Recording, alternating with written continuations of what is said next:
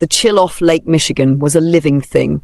It clawed its way through the gap between the heavy brass doors of the Art Institute of Chicago, a reminder that even in a room full of bodies and champagne, the city's bones were made of ice. I, Eleanor Grayson, stood just inside the perimeter of the warmth, watching my husband, Robert, work the room. This was his stage, the annual Grayson Properties Benefactors Gala. Our company logo, a stylized G that looked more like a fortress, was projected in soft gold light onto the marble floor of Griffin Court. Robert, silver-haired and impeccable in a Brioni tuxedo, moved through the clusters of Chicago's elite like a shark through water, all effortless grace and gleaming teeth. He was the face, the visionary, the man who could sell a high-rise on a handshake and a dream. And I was the foundation. I was the books, the spreadsheets, the structural integrity. For 30 years, I had been the one who made Robert's visions solvent. He built castles in the sky. I made sure they didn't collapse into the earth. A waiter, barely old enough to drink, offered me a flute of champagne. I took it, the bubbles a cold prickle against my lips. "He's on fire tonight, isn't he, Mrs. Grayson?" It was Bill Davies, our head of acquisitions. He was clutching his own glass, his eyes fixed on Robert, who was now charmingly enclosing Mayor Thompson's hand in both of his. "He always is, Bill," I said, my voice smooth. "The zoning approval for the South Loop project is on the mayor's desk. He's not just on fire, he's closing."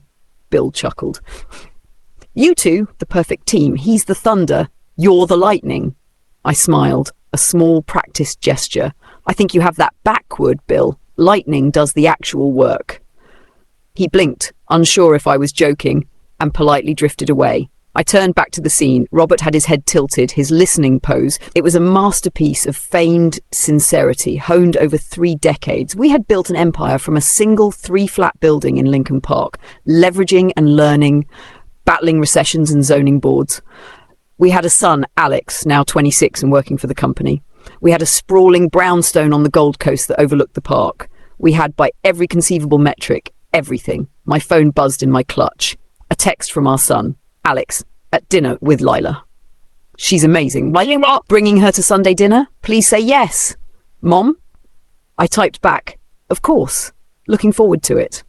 Lila, the new girlfriend.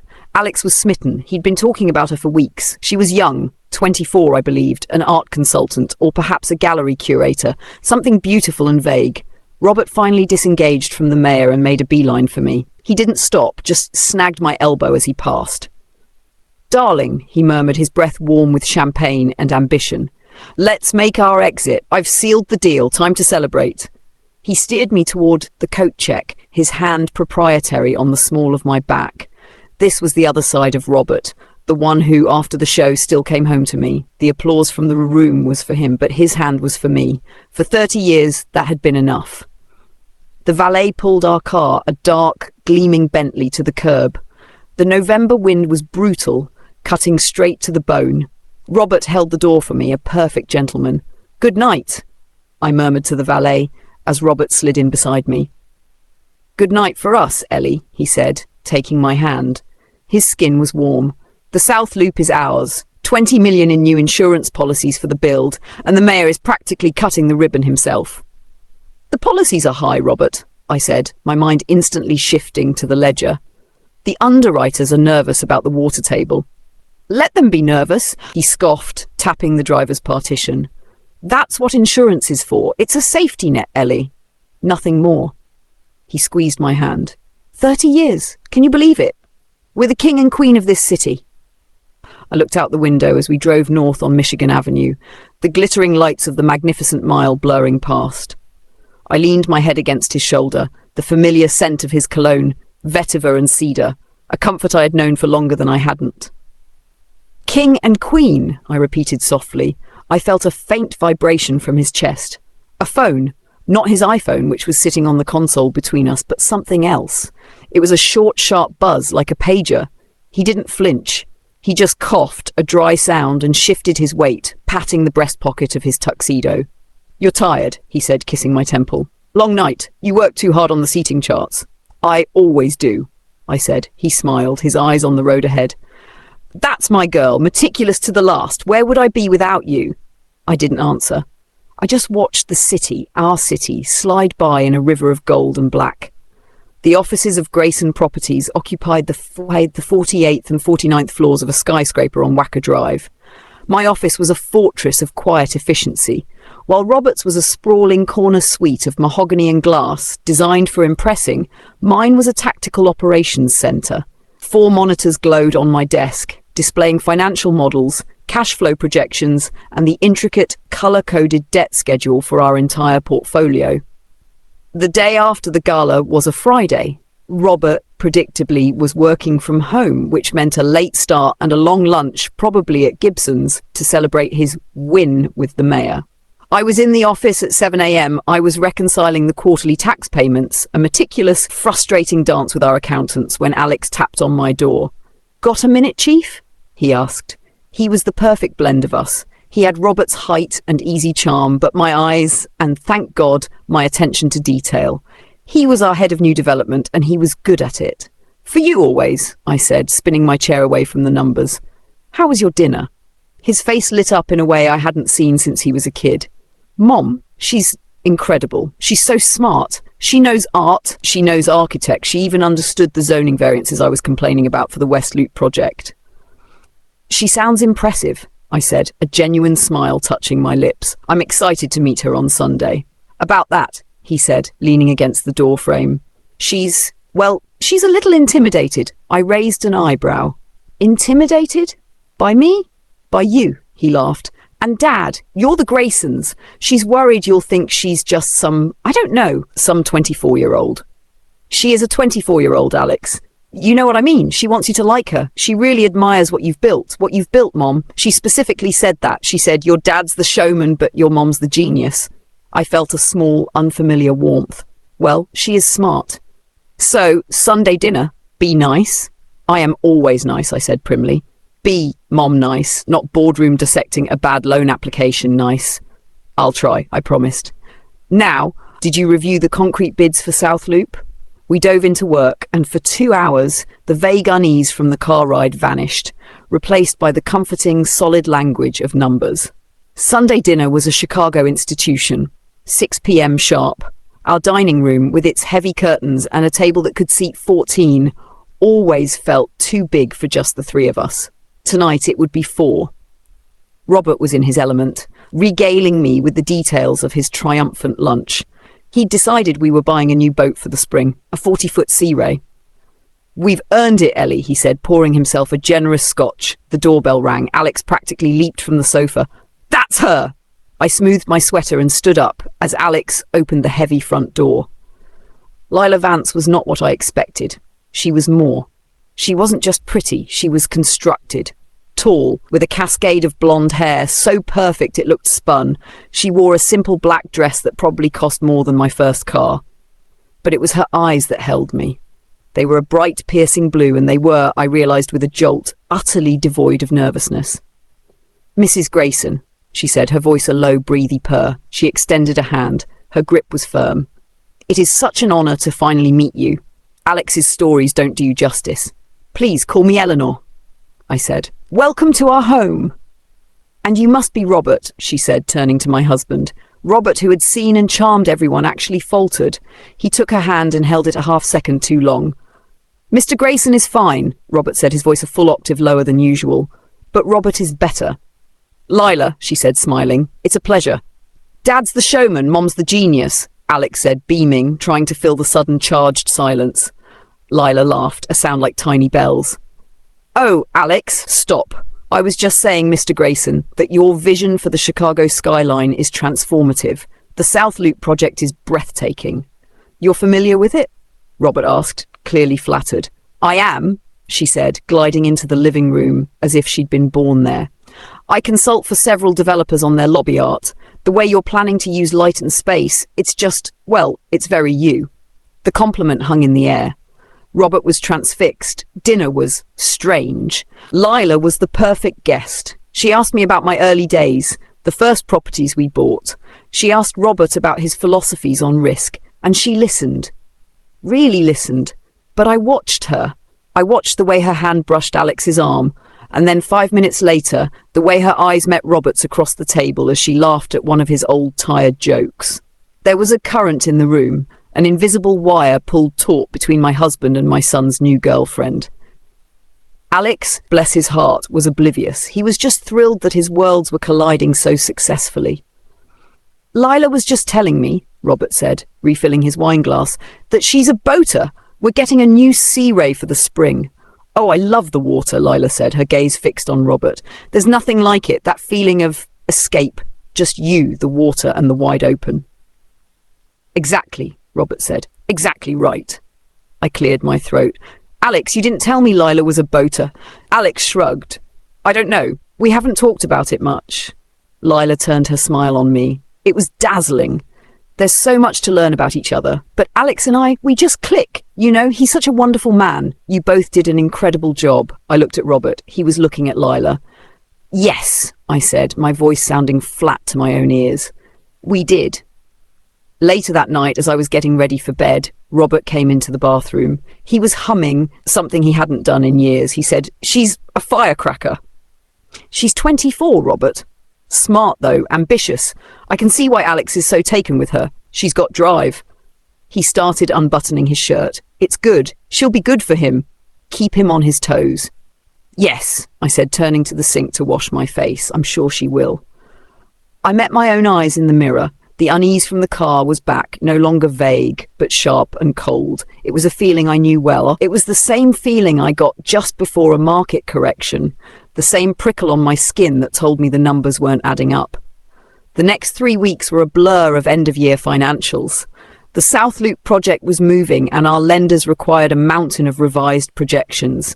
I buried myself in the work, the precise, logical world of assets and liabilities, a welcome refuge. Robert was buoyant, his energy renewed. He attributed it to the win with the mayor. He was more charming than ever, buying me flowers, hydrangeas my favourite, and telling Alex what a great kid he was. Lila was now a fixture, seamlessly integrated into our lives. She joined us for brunch. She stopped by the office to surprise Alex for lunch, always taking a few minutes to stop by Robert's office to, as she put it, pay respects to the king. She never stopped by my office. I was just the bookkeeper after all. It was the Tuesday before Thanksgiving. A frigid, damp Chicago night. Robert had a late dinner with the alderman, a plausible, if frequent, excuse. Alex was in New York for a conference. I was alone in the brownstone, the house silent except for the groaning of the old pipes and the whine of the wind outside. I'd finished my work and was tidying the living room, plumping cushions and collecting the day's mail. Robert's heavy cashmere overcoat, the one he'd worn to the gala, was slung over the back of his favourite leather armchair. He'd worn it earlier and swapped it for a different one before his dinner. I picked it up, the material heavy and soft in my hands, intending to hang it in the hall closet, and I felt it, a hard rectangular weight in the inner breast pocket. It wasn't his sleek thin iPhone. It was too thick, too cheap. My heart didn't pound. It just stopped. That cold, prickling premonition washed over me, so intense it made me dizzy. I stood there for a full minute, the coat heavy in my arms, my hand frozen over the lump. This was Robert's study, his sanctuary. I was his wife, I was his partner. I put my hand in his pocket. My fingers closed around a cheap black plastic burner phone. A ghost phone. The kind you buy with cash at a 7-Eleven and throw away. My breath hitched. My hands were shaking, but not from fear. From a terrible icy clarity. I walked to his desk, my heels silent on the thick Persian rug, and sat in his chair. I turned the phone on. It was unlocked. Of course it was. Robert was arrogant. He was the face. He never imagined the books would check his pockets. There was only one contact in the log. L. The message thread was short, only a few weeks old. Starting just after the gala. My blood turned to slush. I read the most recent text first, scrolling up, moving backward in time. L. He's in NY. House is all ours tonight. Where are you, Robert? Stuck. Dinner. Don't come. Too risky. I miss you, Daddy. When can we finally escape? Soon. The new policy is active, just waiting for the right moment. She's so wrapped up in her numbers she'd never see it coming. A fall? A boat? Boat is better, more final. I'm buying one. My vision tunneled. Daddy, the words screamed in my head. Daddy. My son's girlfriend. Policy. The $20 million insurance on the South Loop build? No, that wasn't it. New policy. Boat is better. He was buying a new boat. The Sea Ray. I scrolled up, my thumb numb. Heard Ellie booked her solo spa trip for January. Arizona. Perfect. The desert is good, but the lake is better. No witnesses. Just hurry. I can't stand seeing you with her. I can't stand seeing him. He's so young. He's a placeholder, baby. You know that. It's you and me, the whole empire. Soon. I dropped the phone. It clattered onto the mahogany desk, the sound obscenely loud in the quiet room. I stood up and walked, stiff-legged, to the hall mirror. I looked at my face. I looked at the woman who had built an empire, who had raised a son, who had loved a man for 30 years. I didn't recognize her. She was a ghost, a placeholder. This wasn't an affair. An affair is a betrayal of the heart. This was an execution. They were plotting to kill me, my husband, the love of my life, and my son's girlfriend. The text, when can we escape? The nausea rose so fast I barely made it to the powder room off the hall. I retched, my body convulsing, but nothing came up. I was as empty as the words he'd spoken to me for 30 years. I splashed cold water on my face, gripping the marble sink. My reflection stared back, pale and hollow-eyed. The shock was a physical weight, pressing the air from my lungs. Then the shock receded and something else took its place. It started in my stomach, a knot of pure, unadulterated cold. It wasn't grief, it wasn't sadness. It was rage. It was the same ice I felt in the Chicago wind. It was the ice I used to balance the books, to find the flaw in a contract, to win a negotiation. Robert, the face, had made a fatal error. He thought the books had no teeth. He thought the woman who balanced the ledgers couldn't see the blood written in the margins. He thought I was the queen. He'd forgotten I was the fortress. I walked back into the study. I picked up the burner phone. I photographed every single message. I sent the photos to a new encrypted email address I created on the spot. Then I deleted the email from my phone's sent folder, put the burner phone back in his coat pocket, and hung the coat in the closet. I went upstairs. I got into our bed, the bed we had shared for 3 decades. I pulled the covers up. When Robert came home 3 hours later, smelling of expensive wine and a faint, floral perfume that was not mine, I was pretending to be asleep. He crept into the room, undressed in the dark, and slid into bed beside me. "Ellie?" he whispered. I didn't move. He sighed, rolled over, and was snoring in 5 minutes. I lay awake, my eyes open in the dark, staring at the man who was plotting my murder. The king was a fraud, the castle was a trap, and I, the meticulous, underestimated bookkeeper, was going to tear it all down to the studs. The next morning, I woke before the dawn. The space beside me was empty. Robert had already left for an early workout, a new habit he'd adopted. I knew it wasn't a gym he was going to. I moved with a precision I didn't know I possessed. The shock had calcified into a diamond-hard purpose. I was no longer a wife. I was an investigator. My first stop was the house safe, hidden behind a 19th century oil painting in Robert's study. My meticulous nature meant I knew the combination better than he did. I spun the dial, the soft clicks echoing in the pre-dawn quiet. Inside, beneath piles of property deeds and our passports, was the file. Grayson, personal insurance. He had been sloppy, arrogant. The new policy was right on top. It wasn't a $20 million policy. It was 2. One was the corporate policy for the South Loop build, the one he'd mentioned. The other, stapled neatly behind it, was a $25 million personal term life policy on me. Issuer Lloyd's of London, date of inception 4 weeks ago, just after the gala. Beneficiary Robert M. Grayson, husband. There was a clause, a double indemnity rider for accidental death, total payout $50 million. I felt the blood drain from my face. My value to him had been calculated to the dollar, 50 million. Enough to cover any temporary losses from the scandal of a grieving widower, enough to start fresh with a young, beautiful new partner. Boat is better. More final. The signature on the application was a perfect forgery of my own. He'd used the electronic signature file I kept for tax documents. He'd used my system, my efficiency against me. I photographed every page.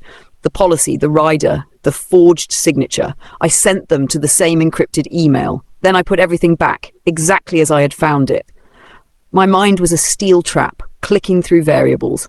The affair, disgusting. A cliché, the murder plot terrifying, but also revealing. They weren't professionals, they were amateurs, drunk on greed, they were texting about it. The business, This was the true betrayal. Robert wasn't just my husband, he was my business partner. He was plotting to steal the empire I had built. He couldn't just divorce me. Our partnership agreement, which I had drafted myself, was ironclad. In a divorce, our holdings would be split 50-50. But if I died, he inherited my 50% stake. Clear and simple. He would have 100% control of Grayson Properties. This wasn't a crime of passion, it was a corporate takeover. I went to my office, not the office on Wacker Drive, but my small, secure home office where I kept the real books. The servers, the backup ledgers, the foundation of our wealth. I booted up my terminal. If he was planning this, he was planning an exit. And if he was planning an exit, he would be moving money. It took me 3 hours. 3 hours of digging into offshore accounts, shell corporations and blind trusts that I, as the company's CFO, had set up for legitimate tax sheltering purposes. He was using them to embezzle. It wasn't just my life he was stealing, he was already stealing the company. Small transfers, 50,000 here, 100,000 there, all disguised as consulting fees or foreign investment costs, all routed to a single holding corporation in the Cayman Islands, a corporation I didn't recognize. I ran the name LR Holdings, Inc., Lila and Robert. My hands stilled on the keyboard. He was siphoning liquidity from the company, our company, to fund his new life. He was going to kill me, cash the $50 million policy, and leave the country with Lila, leaving Alex with a grieving heart and a company bled dry. The sheer, breathtaking arrogance of it, the stupidity. To think I wouldn't notice. To think the woman who reconciled every line item would miss $3.5 million in fraudulent transfers. He didn't just see me as disposable, he saw me as incompetent. That was the insult that sealed his fate. I closed the ledgers. I had the what and the how. I had the motive. It wasn't love, it was pure, unadulterated greed. But I couldn't go to the police. Not yet. This was Robert Grayson, the face of Chicago. He would charm them. He would say I was a hysterical, menopausal wife, jealous of his friendship with his son's girlfriend. He'd say the texts were a joke, a fantasy. He'd delete the burner phone, wipe the hard drives, and liquidate LR Holdings before the first detective finished his coffee. My word against his. He was the thunder. I was just the lightning. No, I needed more. I needed proof that was as cold and hard as the numbers in my ledger. I needed them caught, not just in the planning, but in the act. I needed hotel receipts. I needed audio. I needed video. I needed to watch them celebrate my death. My mind went back to the gala, to the dark, humming Bentley, the vibration from his tux pocket, the way he covered it with a cough. He had the burner phone on him at the gala. He was texting her that night. The pieces clicked into place. The new policy, the boat, the research. Wait, research? Ella Fall? A boat? The burner phone was just for communication. The planning, the real planning, would be somewhere else. His study computer. I went back to his desk. His laptop was there, sleek and black. I knew his password. It was Alex 1999, the year our son was born. The hypocrisy made me want to vomit again. I opened his browser. The main history was clean. All business, all alderman and zoning. But I knew Robert. He was lazy. He would have used a private browsing window, but he wouldn't have been smart enough to cover his tracks completely. I went into the system cache, and there it was. Google searches from a week ago, all from IP hidden sessions. Common household poisons tasteless. Oleander tea toxicity. How much potassium chloride to stop a heart? Can coroner detect potassium chloride? Boating accidents, Lake Michigan, November survival. How to override a Tesla's autopilot system. Legal defenses for involuntary manslaughter versus murder 1.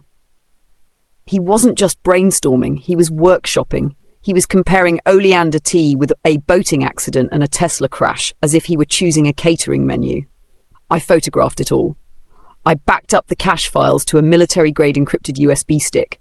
I had it, the affair, the insurance fraud, the embezzlement, and the conspiracy to commit my murder. I had the full, sickening picture. Now I needed to hire a professional, not to stop them, but to help me catch them. I shut down the computer. I looked around the study, a room I had designed, filled with books I had bought and memories I had cherished. It was all a lie. A set. A stage for a 30-year play. Fine. The play was over. It was time for a new one, and I would be the director. I didn't find Milo Karras in the phone book. I found him 3 layers deep in a legal forum for high net worth divorce attorneys, mentioned in a single cryptic comment. If it's nuclear, call Karras. He finds the unfindable. His office was a P.O. box in the Loop. His consultation fee was $10,000 cash non-refundable just to sit down. I liquidated a small personal stock certificate I kept for emergencies, one Robert didn't know about, a rainy day fund. It was raining. Our meeting was set for 3 p.m. at a Greasy Spoon diner in Greektown, miles from my Gold Coast world. The place smelled of burnt coffee and old frying oil. I arrived first, taking a booth in the back. I wore a simple black coat, a grey turtleneck, and a silk scarf covering my hair. I was nobody. At 3:02 p.m, a man slid into the booth opposite me. He didn't look like a high-tech PI. He looked like a man who had been disappointed by the world for 50 years. He was built like a retired linebacker, all shoulders and gut, with a face that looked like it had been carved from gravel. He wore a rumpled wool coat and a world-weary expression. "You're Eleanor Grayson," he said. It wasn't a question. His voice was like sandpaper. "And you're Milo Karras." 10, he said, holding his hand out. I slid a thick manila envelope across the table. He didn't open it, just weighed it in his hand and tucked it inside his coat. "So," he said, signalling the waitress. "Coffee." He looked at me. "Mrs. Grayson, your husband, the Robert Grayson, you think he's cheating?" "I know he is," I said, my voice low and steady. Milo grunted. "Rich husband, young girlfriend. It's a tale as old as money. You want pictures, you want the divorce leverage. That's a different price list." "I'm not interested in divorce leverage, Mr. Karras." He raised a bushy eyebrow. The waitress dropped off his coffee and he took a sip, grimacing. "No? What then? You want to scare her off? I don't do rough stuff." I leaned forward. "My husband and his girlfriend, who is also my son's girlfriend, are plotting to murder me for a $50 million insurance policy." Milo Karras, the man who had supposedly seen it all, froze, his cup halfway to his mouth. He slowly set it down. The clatter of the diner faded. "You'd better," he said, his voice dropping to a gravelly whisper, "start at the beginning, and you'd better not be wasting my time." I took a breath. 2 nights ago, I found a burner phone in my husband's coat. The texts were from a woman he calls Elle, who I've identified as Lila Vance, my son's girlfriend. They call each other daddy and baby. They discussed escaping. They mentioned a new policy. They mentioned my upcoming spa trip as an opportunity, but that a boat is better. I have photos of all the texts. I slid my phone across the table, open to the encrypted file. Milo squinted, reading. His expression didn't change, but a muscle in his jaw twitched. He scrolled and scrolled. "Daddy," he muttered, his lip curling in disgust. "Classic."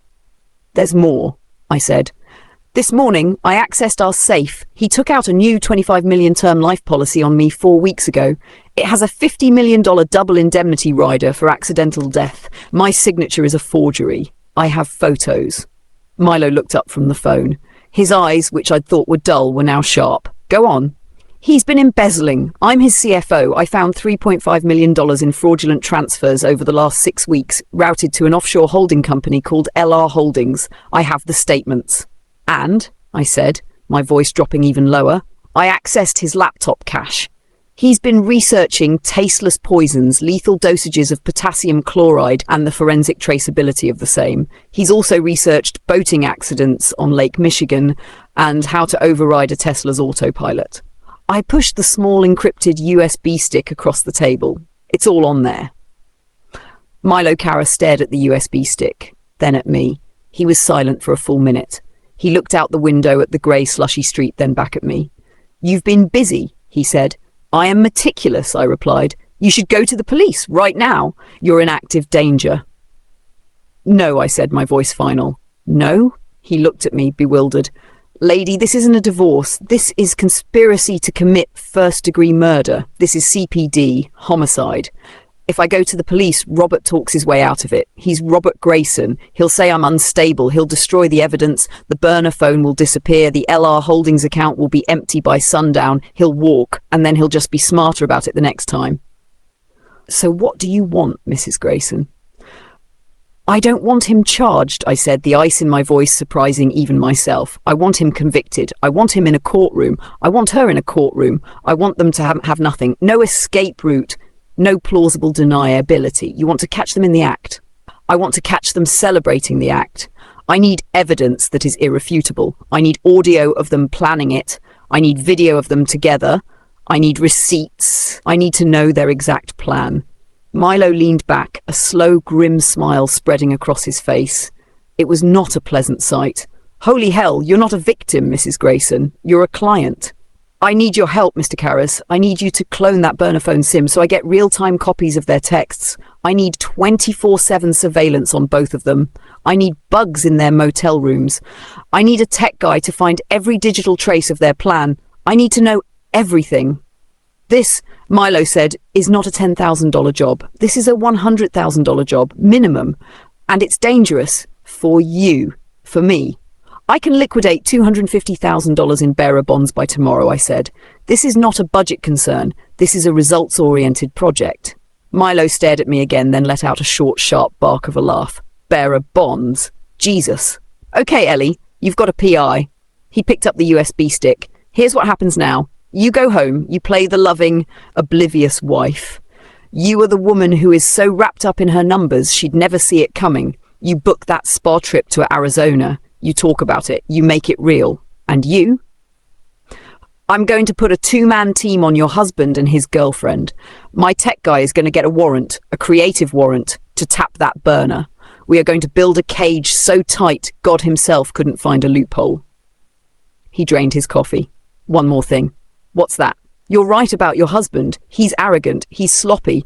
But the girl, Lila, she's the dangerous one. The young, ambitious ones. They're pure sociopaths. Don't underestimate her. I'm not underestimating anyone, Mr. Karras, I said, sliding out of the booth.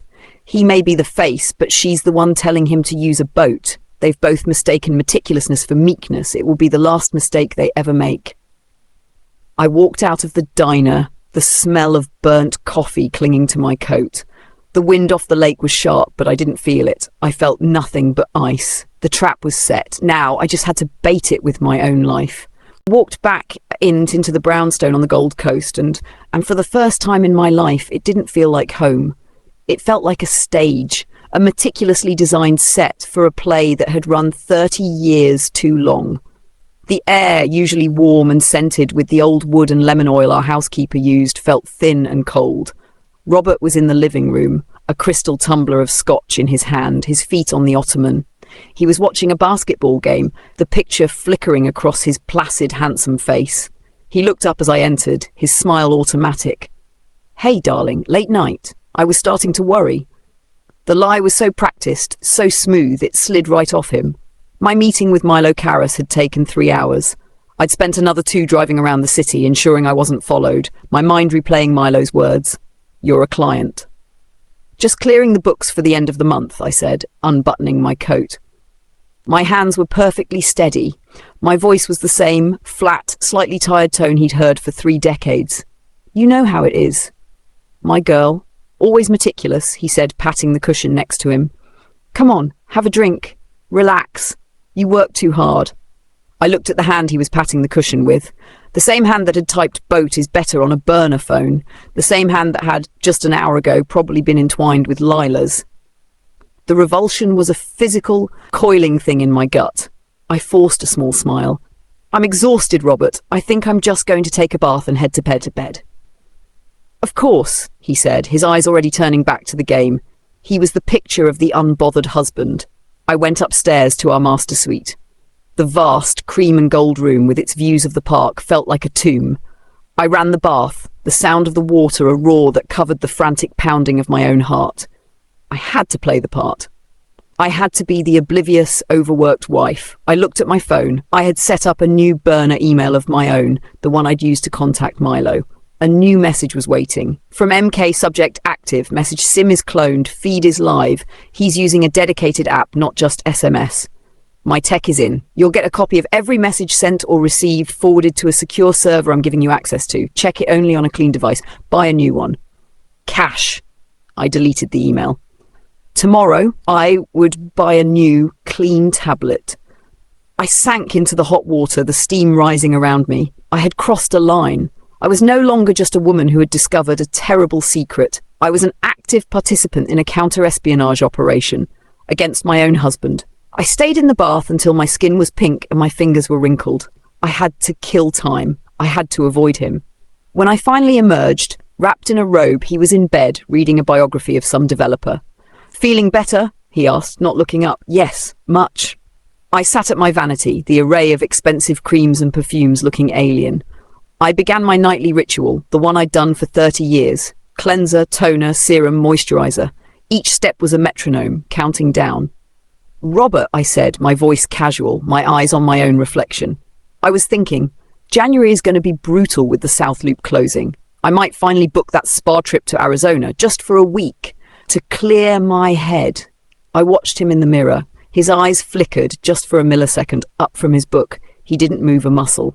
But the stillness, it was electric. He was a predator who had just heard a branch snap in the woods. "Ellie, that's a wonderful idea," he said, his voice smooth as butter. "Wonderful. You deserve it. You deserve more than that. Where were you thinking? Miraval? Canyon Ranch?" "Canyon Ranch, I think. Mid-January." "Book it," he said, turning a page. "Put it on the Amex. My treat." "My treat. I will," I said, turning off the light. "Good night, Robert." "Good night, darling," he murmured. I slid into my side of the bed. The chasm between us was no longer just a few feet of Egyptian cotton. It was a grave. I lay in the dark, my back to him, my body rigid. I waited. 10 minutes later, I heard the faint, telltale shift of his body, the muffled sound of him reaching, not for his iPhone on the nightstand, but for something else. Under his pillow, the burner. I didn't breathe. Through the secure feed Milo had set up, which I would later check on my new tablet, I knew exactly what message he was sending. "Robert, she's booking Arizona, mid-January. It's happening." A minute later, the reply. "Perfect. Daddy's girl is getting everything she wants. Soon." I closed my eyes. The performance had begun.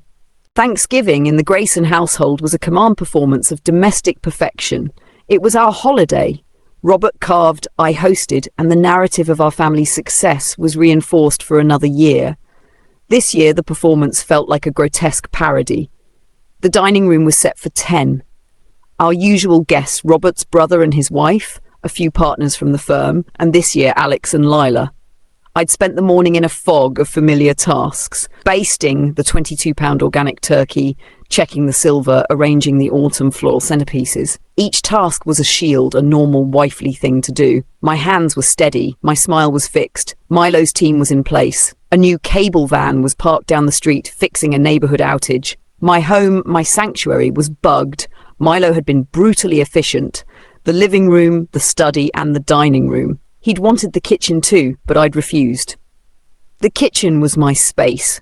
"Mom, it smells incredible," Alex said, kissing my cheek as he came in, his arms slung possessively around Lila's waist.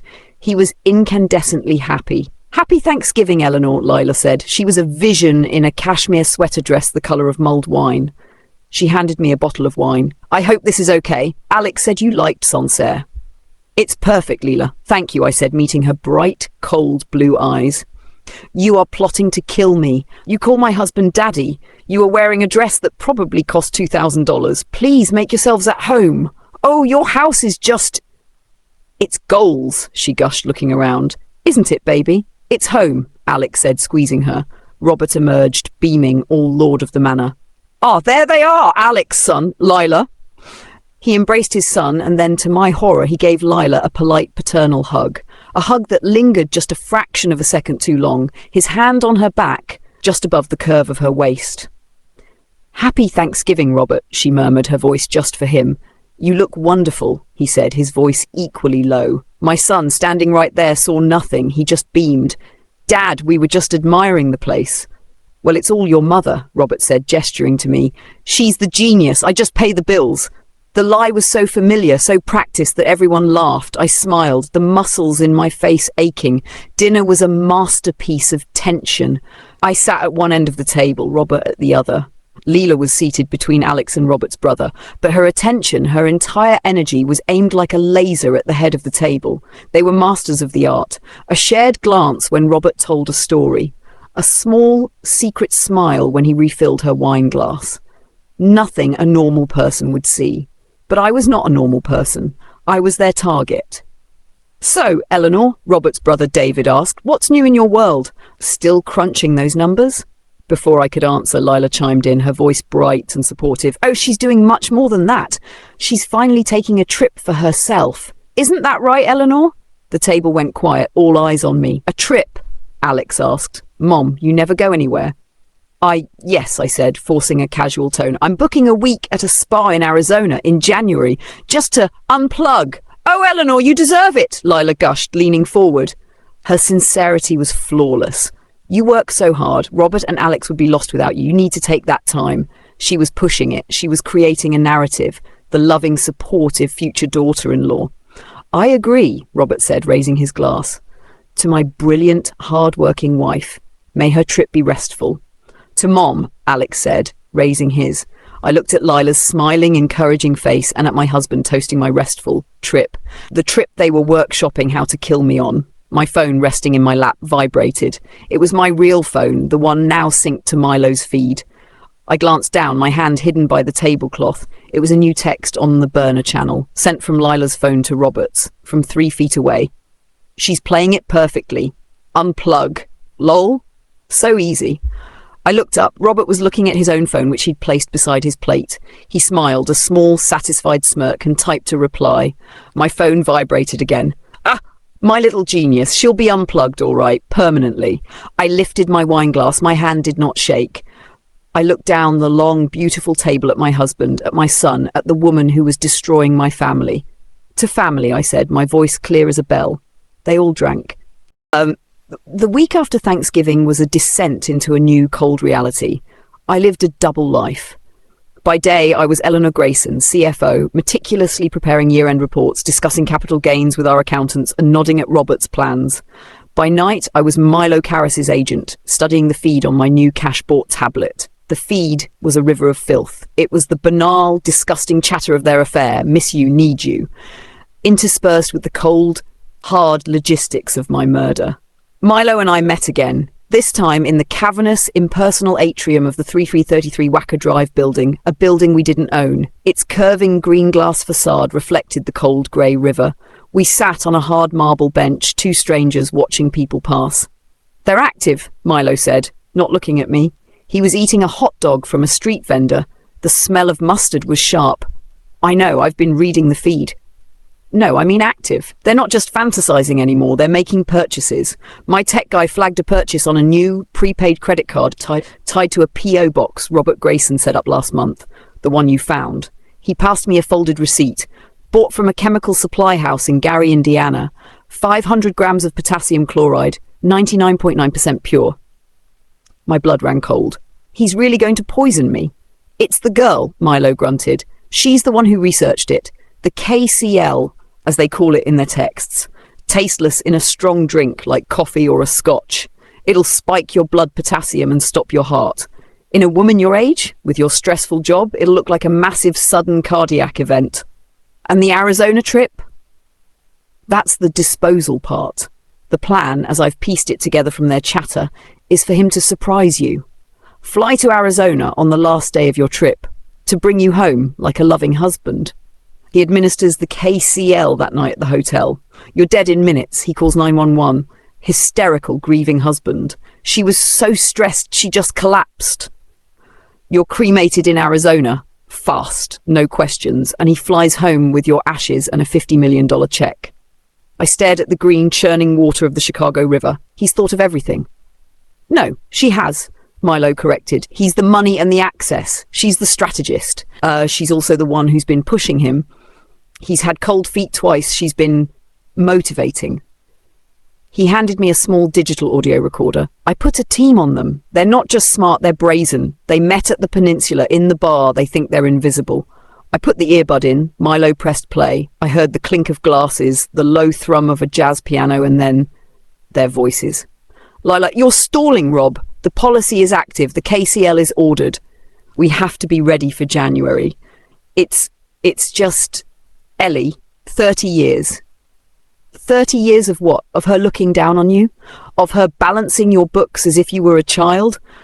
She doesn't respect you, Robert. She thinks you're a showman. She told Alex that. She thinks she's the genius. Is that the woman you want to spend the next 30 years with? Or do you want me? Do you want a woman who sees you as a king? A pause, the sound of a glass being set down. You're right, she's always been condescending, meticulous, like I'm a mess she has to clean up. Exactly, you're the visionary. She's just the calculator. It's time to close the account, Daddy. For good. Then it's just you and me and the Empire. Just you and me, January. She books the flight, we finalise the plan. I pulled the earbud out, my hand shaking with a white-hot silent rage. It wasn't just the plot. It was the contempt, the reduction of my life, my partnership, my mind, to that of a condescending calculator. She's using his ego, I whispered. She's turning my own competence into his motive. Like I told you, Milo said, finishing his hot dog. She's the dangerous one. So what's our move? We have the conspiracy on tape. We have the purchase of the KCL. We can take this to the state's attorney. I shook my head, my mind clearing, the ice returning. No, not yet. A good lawyer, and he can afford the best, will paint this as dark fantasy. They'll say the KCL was for, I don't know, a science project for a nephew. They'll say the texts were a twisted role play. He's Robert Grayson. He'll get bail. And the first thing he'll do is hire a professional to finish the job. So what do you want? I want them arrested with the poison in his hand. I want them arrested while they're drinking champagne, waiting for the phone call that I'm dead. I want them caught in a trap so perfect, so public that no lawyer can spin it. That's a hell of a risk, Ellie. You're the bait. I've been the bait since I found that phone, I said, standing up. Now, I think it's time to change the plan. They want me in Arizona. It's too clean for them, too far away. I think I need to give them a different opportunity, one that's messier, one they can't resist. Milo looked up at me. What are you thinking? They texted about a boat, I said. He bought the boat, the Sea Ray. I found the bill of sale in his desk drawer last night. I hadn't. I'd found it in his hacked email, but he didn't need to know that. They think the boat is their idea, I continued, but it's about to become mine. The next evening I orchestrated the discovery. Robert was in his study, the burner phone I knew, resting in his lap. I walked in, holding a piece of paper. I was a good actress now. My hands were visibly shaking. I'd practiced it. Robert? My voice was thin, reedy. What is this? He looked up, his concerned husband face snapping into place. What's wrong, Ellie? You look pale. This, I said, holding up the printed bill of sale. A 40-foot Sea Ray Sundancer for $450,000 from a marina in Wisconsin. You bought a boat. He had the decency to look sheepish. It was a brilliant performance. Ah, you found that. It was going to be a surprise for the spring, for us, for our anniversary. A surprise? I let the hysteria build.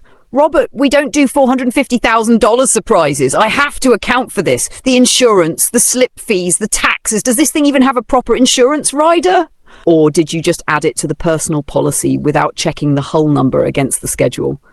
God, Robert, sometimes you're so... I'm so what, Ellie? He asked, his voice hardening just a fraction. Impulsive, I snapped. You're the visionary, but I'm the one who has to pay for the vision. I have to go see this thing. Now, this weekend, I need to see the bill of sale. I need to check the hull number. I need to talk to the marina. I am not having an uninsured $500,000 asset sitting on our books through the winter. I was playing his and Lila's caricature of me to the hilt. The condescending, meticulous, controlling wife. And he was eating it up. A slow, brilliant smile spread across his face. He was trying to hide it, but I saw it. It was the smile of a predator who had just watched the prey walk directly into the snare. You're right, Ellie. You're absolutely right, he said, standing up, taking the paper from my shaking hand. God, you're smart. I didn't even think of that. The hull number, of course. Of course, I muttered, turning away, playing my anger. Look, he said, putting his hands on my shoulders. They felt like spiders. You're right. Let's go this weekend. Saturday. We'll drive up to Kenosha. Just us. We'll check the numbers. You can yell at me all you want, and I'll make it up to you. We'll have a glass of champagne on it, even if it's freezing. A toast to our new toy. A toast. Fine, I snapped. Saturday. But I'm also cancelling that Arizona trip. His hands tightened on my shoulders. I felt it. The momentary panic. What? Why? Because, I said, shrugging him off, you just spent $500,000 on a boat, and the market's soft. I can't be unplugged in Arizona when our liquidity is tied up in this toy. I'll cancel it tomorrow. I'm too busy. I have too much of your mess to clean up. I stormed out of the study. I made it to the landing of the grand staircase before I leaned against the wall, my heart hammering, not with fear, but with triumph. I had done it. I had cancelled Arizona. I had forced their hand, and I had, with my own meticulous insistence, planned the date, time, and location of my own murder. I went to my home office and logged into the tablet. The burner feed was on fire. Change of plans. She cancelled Arizona. She's too busy. What? How? Wait, it's better. She found the boat receipt. She's furious. She's the calculator, just like you said. She's insisting we drive up to see it on Saturday, to check the hull number.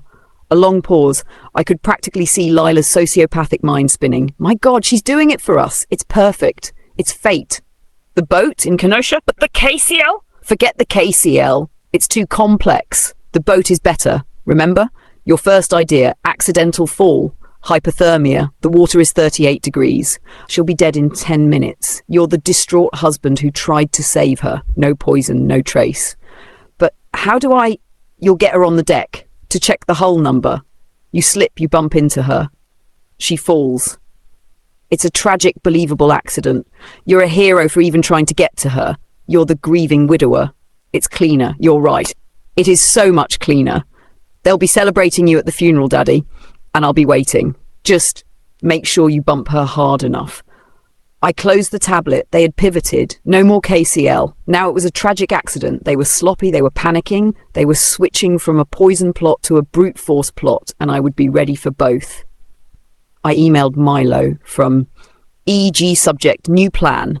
Message, the meet is Saturday, 11 a.m, Kenosha Marina, Pier 4. The boat is a Sea Ray Sundancer, the Sundowner. They've switched the plan. No more poison. It's accidental drowning. I need your team everywhere. I want audio and I want long lens video. I want them to film him pushing me. Milo's reply came 3 minutes later. From MK, subject new plan. Message, they'll be filming in 4K. Don't worry, Ellie, we'll catch him. Just one question, can you swim? I typed my reply. Message, like a shark. The days leading up to Saturday were the longest of my life. I was a dead woman walking. I moved through my house, my office, my life with a terrible, vibrant clarity. Every detail was sharp, every colour painfully bright. I was living on adrenaline and ice. The only crack in my armour was Alex. He was the innocent, the one variable I hadn't accounted for, the one person whose heart would be irrevocably broken. He was collateral damage in his father's war. He came to my office on Wacker Drive on Thursday, 2 days before Kenosha. He closed the door, his face a mixture of excitement and nerves. Mom, he said, I need to talk to you, not as my boss, as my mom. I spun my chair around. What is it, honey? He took a deep breath. I'm going to ask Lila to marry me at Christmas, in front of the whole family. The words hit me like a physical blow. I felt the air leave my lungs. This was the shrapnel. Oh, Alex, I said, my voice barely a whisper. I know, it's fast, he rushed on, misreading my shock as disapproval. But Mom, I've never felt this way. She's everything. She's smart, she's ambitious, she challenges me, she admires you and Dad so much. She feels like part of the family already. Oh God, she is. I had to stop him. I had to. I couldn't let this happen. I couldn't let him tie himself to this monster. But I couldn't tell him the truth. Not now. It would destroy him. And more practically, he would confront Robert. He would go to Lila. The entire meticulous trap would collapse. Robert and Lila would vanish. And my son would be left knowing his father and his fiancée had plotted to kill his mother. He would be destroyed either way, but I had to control the demolition. Alex, I said, standing, walking around the desk. I took his hands. They were warm, so much like Robert's before. Honey, it's a very big step. I love her, Mom. I know, I said, my heart breaking. I know you do, and she is a lovely girl. The lie tasted like acid. But can I ask you for something? A favour? For me? His face fell. Mom, please don't be against this. I'm not, I lied. This South Loop closing is the biggest deal of our lives. It's your first real legacy project. And the year-end books, it's a pressure cooker right now for all of us. So just wait until after the new year. Let's get through the holidays. Let's get this closing done. Let the dust settle, then you can have your moment. A real moment without all this work hanging over our heads. please? For me? Give it 6 weeks. He searched my face. He was looking for his mother, the one who supported him. He saw the CFO, the woman obsessed with work, the caricature Lila had painted. I was using it. I was using their own narrative against my son. He sighed, the fight going out of him. Okay, Mom. Okay, after the new year, we'll wait. Thank you, I said, relief washing over me, so potent it made me weak. I hugged him, pulling him close, breathing in the scent of him. My son, my beautiful innocent boy. I love you so much, Alex. I love you too, Mom, he said, hugging me back, confused. Are you okay? You're shaking. I'm fine, I said, pulling back, smoothing my suit jacket. Just end-of-year stress. You know me. Meticulous, he said, with a small, loving smile. That's me, I said. He left my office and I sat down at my desk. I looked at a photo I kept there. Alex, age 5, on a boat, on my father's boat. He was wearing a tiny life jacket and holding up a small silvery fish, his smile missing 2 front teeth. The rage, the ice, the grief, it all coalesced into a single diamond point of purpose. This wasn't just about my life anymore. It wasn't about the money or the empire. It was about him. It was about saving my son from the vipers I had let into my home. I got a text. It wasn't from Milo. It was from the secure feed, from Lila to Robert. Just 48 hours, Daddy, then it's over. I've already booked our flight to the Caymans for next week, a little grieving vacation. Just you and me. LR Holdings is about to have a very big new deposit. I'll see you on the other side, baby. I picked up my phone. I dialed Milo. They're getting sloppy, I said, my voice devoid of all emotion. They're planning their escape. She's booking flights. I see it, Milo's voice crackled. My team is in Kenosha. We've got 2 guys on the pier disguised as fishermen. We've got a van with long lens tech in the marina lot, and I've got a little surprise for them. What? The boat. The Sundowner. My guy, the one who does my creative warrant work, he's a former audiovisual tech. He got on the boat last night. It's wired for sound and video, 6 different cameras. When your husband puts his hands on you, we won't just see it from a distance. We'll see it from the dashboard. We'll hear every word he says, every splash. Good, I said. Ellie! You're sure about this? You're walking onto a boat with a man who intends to kill you. There are a dozen other ways to do this. He's not just a man, I said, looking at the photo of my son. He's my husband, and he's my partner. This is a business transaction, and I always see my deals through to the end. I hung up the phone. I had 48 hours to live. 48 hours to be Eleanor Grayson, the oblivious wife, and then it was time to close the account. Drive to Kenosha was a funeral procession for a life that was already dead. It was a Saturday morning in early December. The sky was a solid, oppressive sheet of grey, the colour of wet concrete. It pressed down on the city, on the Bentley, on me. Robert drove. He was wearing a dark, expensive-looking parka. He was, as always, the picture of casual, confident wealth. But I could see the tension. It was in the tightness of his grip on the leather-wrapped steering wheel, his knuckles white. It was in the way his eyes darted to the rearview mirror. He was a man on his way to a murder. My murder. I sat in the passenger seat, a silent ghost. I was also wearing a parka, but beneath it I was layered. A thin thermal top, a light wool sweater, and pressed against my skin 2 things, a slim waterproof wire that ran to a transmitter in my pocket, and a lightweight concealable flotation vest Milo had insisted I wear. No heroes, Ellie, he'd said. Just survivors. You're quiet this morning, Robert said, his voice a forced, hearty boom inside the car's silent cabin. Just thinking, I said. My voice was flat. I was playing the part of the angry put-upon wife. Still mad about the boat, huh? He chuckled. It was a terrible, dry sound. Ellie, I told you, it's for us. Think of it. Next summer, we'll take it up to Mackinac, just the 2 of us. We can slow down, finally. Slow down, I repeated. The word was absurd. He was planning to stop me completely. Yeah, you know, enjoy the fruits of our labour. 30 years, Ellie, we've built an empire. What's the point if we don't enjoy it? He reached over, placing his hand on my knee. His skin was warm even through my wool slacks. It was the hand that had held mine at our son's graduation. It was the hand that had signed my death warrant. I flinched. I couldn't help it. He pulled his hand back, his brow furrowing. Hey, you okay? You seem jittery. I'm cold, I said. And I don't like this, Robert. I don't like surprises. I don't like assets I haven't vetted. I just want to see the paperwork, check the whole number and go home. Of course, he said, turning his eyes back to the highway. Meticulous to the last, that's my girl. There it was again, the condescension, the caricature. He was clinging to it, using it to justify what he was about to do. He had to believe I was this one-dimensional, joyless calculator to make the act of pushing me into the icy water palatable. I looked out the window. We crossed the state line into Wisconsin. The landscape grew flatter, more desolate. Dead cornfields, grey trees, and the low, angry sky. Milo's team is in place. The thought was a mantra. 2 fishermen on the pier, a van in the lot, the boat is wired. He can't get away with this. Here we are, Robert said, his voice brightening with false enthusiasm. He turned off the main road, following signs to the marina. It was, as I'd expected, nearly empty. A few dozen boats, most of them already shrink-wrapped in ghostly white plastic, sat in their slips. The wind coming off the black water of Lake Michigan was a physical force, rocking the Bentley as we parked. Well, Robert said, turning off the engine. The sudden silence was deafening. Let's go meet our new baby. He got out of the car. He opened the trunk. I saw him fumbling with something, a small cooler, the champagne, a toast to our new toy. He smiled at me, a brilliant false smile that didn't reach his eyes. His eyes were dead. Ready, darling? He asked. Let's get this over with, I said. I stepped out of the car. The wind tore at my hair, whipping it across my face. It smelled of cold water and dead fish. I pulled my hat down, my heart a hard stone in my chest. I touched the transmitter in my pocket. It was on. Every word, every breath, every splash. We began the long walk down the pier. Pier 4 was at the far end of the marina, isolated.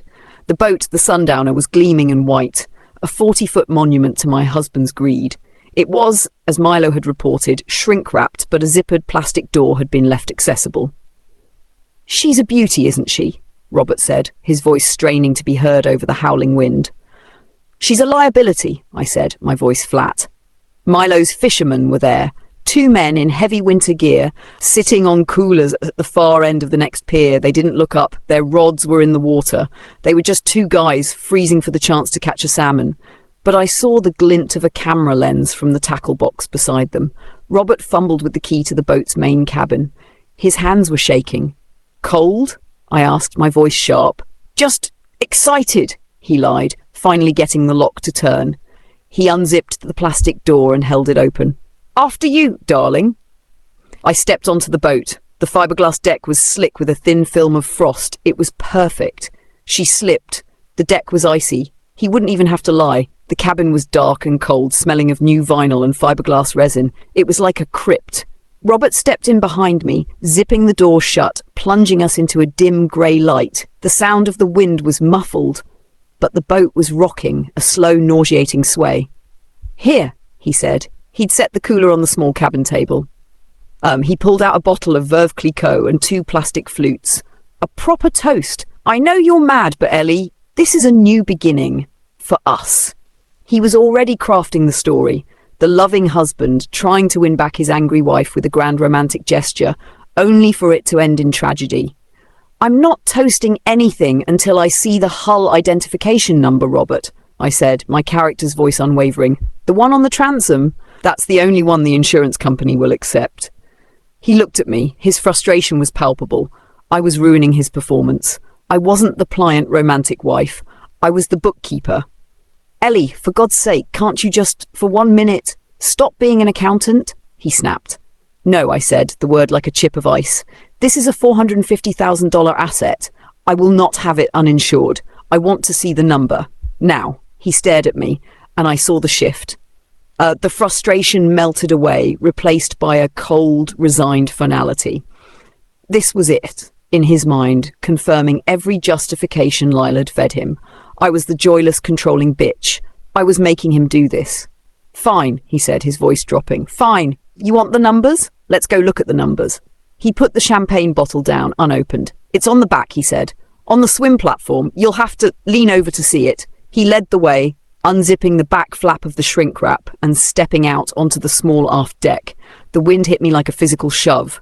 The water was right there, black and terrifying, churning just 2 feet below the platform. It was a 38-degree death sentence. Where? I yelled over the wind. Here, he pointed. On the starboard side, by the waterline. You have to get low to see it.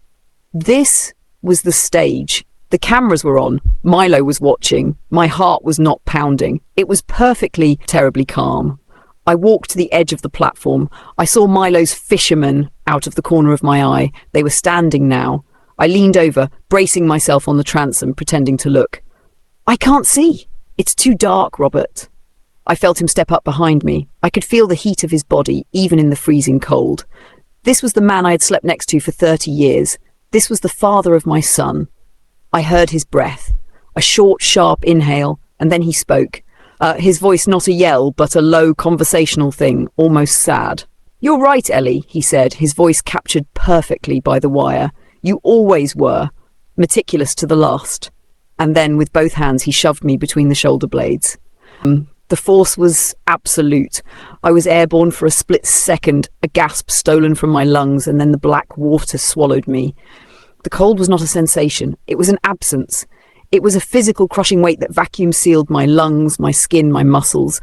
It was an all-encompassing, paralyzing stop. My training, my swimming, my will, none of it mattered in that first second. It was just pure biological shock. I sank, the heavy parka dragging me down, my eyes wide open in the murky, freezing darkness. He pushed me. He did it. The flotation vest caught, arresting my descent. Its buoyancy fought the waterlogged coat. My head broke the surface. I took a massive, shuddering gasp of air that felt like breathing knives. "Help!" Robert's voice. Above me, I looked up. He was standing on the platform, a dark silhouette against the white-grey sky. He was looking right at me. He was not moving. He was not throwing a life ring. He was not calling 911. He was watching me die. "Robert!" I choked, the words stolen by the waves. He just stood there. And then I heard it, faint but unmistakable, carried on the wind. He was counting. 1, 2, 3. He was timing it, timing my death, waiting for the hypothermia to render me unconscious before he played the part of the grieving husband. "She'll be dead in 10 minutes. The rage that hit me was hotter than the water was cold. It was a blast furnace. It burned away the shock, the fear. It gave me focus. He is counting. "Robert, help me!" I screamed again, a performance for the hidden cameras. He took a step back as if startled, and then he began his own performance. "Ellie! Oh my God, Ellie!" he roared, his voice now a perfect imitation of panic. "She fell! My wife! She slipped!" He was waving his arms, looking toward the marina office a mile away, for the benefit of any long-distance witnesses. "Hang on, baby! I'm calling 911!" He pulled out his phone. He was playing it all perfectly. I couldn't wait for Milo. The cold was real. My limbs were already wooden. I was a strong swimmer, but this wasn't swimming. This was survival. I kicked, my waterlogged boots like anchors. I didn't swim away from the boat. I swam under it. I ducked beneath the swim platform, moving into the darkness of the boat's shadow, and angled toward the pier itself. Robert was on the phone. "Yes! My wife!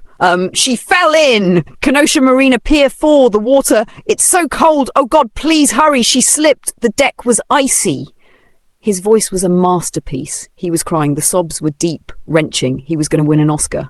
I reached the pier. My numb, gloved hands found a pylon. The wood was slimy with algae. I clung to it, my body shaking so violently my teeth clacked together. I was in the shadow of the pier, out of his direct line of sight. I heard new sounds. Shouting. Waiting, the heavy thud, thud, thud of boots on the wooden pier. Sir, what happened?" It was Milo's fishermen, the detectives. "My wife, she turned around and she was in the water," Robert howled, pointing. "There, oh God, I think she's gone under." "We're going in," one of the detectives yelled, and I heard a splash as one of them, likely in a dry suit, jumped in, playing the part of the rescuer. And then a new sound. Sirens. Not in the distance. They were here. They had been waiting. 2 squad cars, lights blazing, came screeching to a halt at the head of the pier. Robert looked up, his face a perfect mask of tragic, tear-stained relief. "Thank God! You're here. Help us." Milo stepped out of the lead car. He wasn't in his rumpled PI coat. He was wearing a sharp, black suit, and he was flanked by 2 uniformed Kenosha police officers. He walked briskly down the pier, his face like granite. "Robert Grayson?"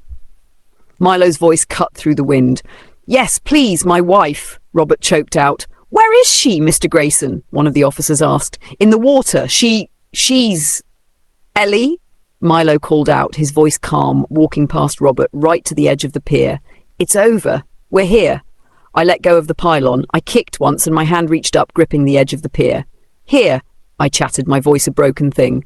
Robert stopped. His grief froze. He turned, his head moving in a slow, mechanical way. He saw me. I will never, as long as I live, forget his face. It was not shock.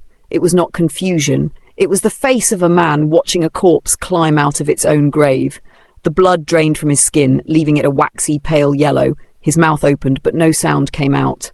The tears on his cheeks were still wet, but his eyes were wide with a pure, existential terror. "Ellie?" he whispered. "Your butt? How?" I planted my foot on a crossbeam and, with a surge of adrenaline-fueled rage, I hauled my waterlogged body up onto the pier. I collapsed onto the freezing wood, shaking, soaked, and alive. One of Milo's team was instantly there, wrapping me in a heavy thermal blanket. Robert just stared. It was an accident," he stammered, his mind catching up, trying to rebuild the lie. She slipped. I tried. Ellie, tell them! I tried to grab you." I looked at him, my husband of 30 years, the man who had just counted down the seconds of my life. I unzipped the top of my parka, my fingers numb and useless, but I managed. I pulled out the small, waterproof transmitter for the wire and held it up. It was still blinking green. Live. "We have the audio, Robert," I said, my teeth chattering so hard I could barely form the words. "We have the audio of you counting." His face, if possible, grew paler. "And the cameras, Mr. Grayson," Milo said, stepping forward. "The 6 4K cameras hidden on the boat, the ones that filmed you looking right at her, the ones that filmed you checking your watch, the ones that filmed you pushing her." Robert's legs gave out. He didn't faint, he just crumpled. He sank to his knees on the pier. "No," he whispered. "No, no, she slipped, no." "Robert Michael Grayson," one of the uniformed officers said, pulling out his cuffs. "You are under arrest for conspiracy to commit first-degree murder and attempted first-degree murder. You have the right to remain silent." Robert didn't resist. He was a hollow man. He was the face, and his mask had just been ripped off. As they cuffed him, his eyes found mine. They were not angry. They were not sad. They were just empty. He had been so sure of his vision. "Ellie," he whispered one last time as they hauled him to his feet. "Eyed the boat. It really was for our anniversary. Even now, he was trying to sell me." "Put him in the car," Milo said, his voice full of disgust. I watched them lead my husband away, a soaked, pathetic, and utterly broken man. I had won. I had survived. And then the adrenaline faded and the cold returned, and a new, terrible thought hit me like a physical blow. Lila. Alex. The trap had sprung, but the shrapnel was just beginning to fly. In the back of Milo's heated van, wrapped in 3 blankets, sipping a scalding, disgustingly sweet coffee one of his team had handed me, a paramedic was checking my vitals. My core temperature was 94 degrees. Dangerous, but not life-threatening. The shaking was uncontrollable. "You're lucky, Mrs. Grayson," the paramedic said. "Another 10 minutes in that water and we'd be having a different conversation." "I'm not lucky," I chattered. "I'm meticulous." Milo climbed in, shutting the door. He'd put his rumpled PI coat back on over his suit. He looked at me, a flicker of something, respect in his gravel pit eyes. "Well," he said, "that's 1 down." "Leela," I said, the name a puff of steam in the cold air. "My Chicago team is moving. They're at the peninsula right now." He pulled out his tablet, synced to the burner feed. "She's in panic mode. She's been texting Robert's burner non-stop for 20 minutes. He angled the screen toward me. "Robert, where are you? Did it happen?" "This isn't funny. The flight is booked. We're supposed to be celebrating. Why aren't you answering me?" "Something's wrong. I knew it. He's weak. He's weak." "Robert, if you fuck this up, I swear to God." "She's turning on him already," I whispered. "She's a sociopath, Ellie. Loyalty is a tool, not a feeling. Right now, she's not worried about him. She's worried he's been caught and that he's going to lead us to her. She's packing. She's about to bolt." "And Alex?" My voice cracked. The one name that could still break me. "He's at the South Loop site. I have a man on him. He doesn't know. The news hasn't broken yet. But it will. In about," he checked his watch, 30 minutes. "Robert Grayson, Chicago real estate king, arrested for the attempted murder of his wife. It'll be the lead story on every station by 3 p.m. A fresh wave of nausea hit me. Alex, my son. He was going to find out from a WGN news alert. "No," I said, pushing the blankets off. "No, I have to tell him. I have to be the one." You're in no condition, the paramedic started. Get me my clothes, I said to Milo. Get me a dry set of clothes from my bag. Get me back to Chicago now. Milo nodded, a grim smile. I thought you'd say that. The drive back to Chicago was a blur. Milo's driver, a heavy-set ex-cop, sped down I-94, a special law enforcement placard on his dash. I was in the back, dressed in dry clothes from my go-bag, the van's heater blasting.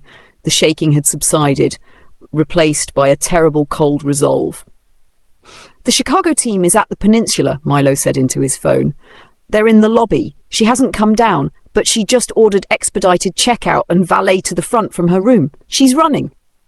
Don't let her get away, I said. They won't. They're letting her check out. They'll grab her in the lobby. Public. More witnesses. Harder for her to claim mistreatment. He hung up. It's in motion. Now, Alex. He's at the Wacker office. He left the site. Where do you want to do this? My office, I said. It's secure. It's mine. When we pulled into the underground garage at 333 Wacker, my heart was a cold, dead weight. This was it. The part I hadn't planned for. The wound that wouldn't close. I walked through the lobby, my hair still damp, my face pale. I was Eleanor Grayson, back from the dead. The security guard at the desk just nodded. Afternoon, Mrs. Grayson. I rode the elevator up, Milo at my side. You want me in there? He asked. No, this is family. Wait here. Make sure no one interrupts us. He nodded, stationing himself by the elevators. I walked down the hall to my office. The door was closed. I could hear Alex's voice inside on the phone. He sounded happy. No, I know. It's incredible. The lobby glass is... Yeah, she's amazing. I'll tell her. Hey, I gotta go, man. Talk soon. I pushed the door open. Alex was at my desk, his feet up, looking at a blueprint. He looked up and his face lit up. Mom, you're back early. How was the boat? Did you yell at Dad enough? Mom, are you okay? You look awful. You're white as a sheet and your hair is wet. I closed the door behind me. I locked it. Alex, I said, and my voice broke. The ice, the rage, the control, it all shattered. This was my son. Mom, what is it? What's wrong? You're scaring me. He stood up, his smile gone. Alex, there was an incident at the marina. An incident? What? With the boat? Did Dad crash it? No, I said, sinking into the chair opposite my desk. Alex, sit down. Mom, just tell me. Your father, Robert, he was arrested by the Kenosha police about 2 hours ago. Alex's face went slack with confusion. Arrested? For what? A DUI? What happened? He was arrested, I said, my voice low, for trying to kill me. The words just hung there. They didn't make sense. Alex let out a short, sharp laugh. What? That's not funny, Mom. What really happened? He pushed me off the boat, I said, the tears starting to fall, hot and angry, into the water. He waited for me to drown. He's been plotting to kill me for weeks for the insurance money. No, Alex said, shaking his head, backing away. No, you're lying. No.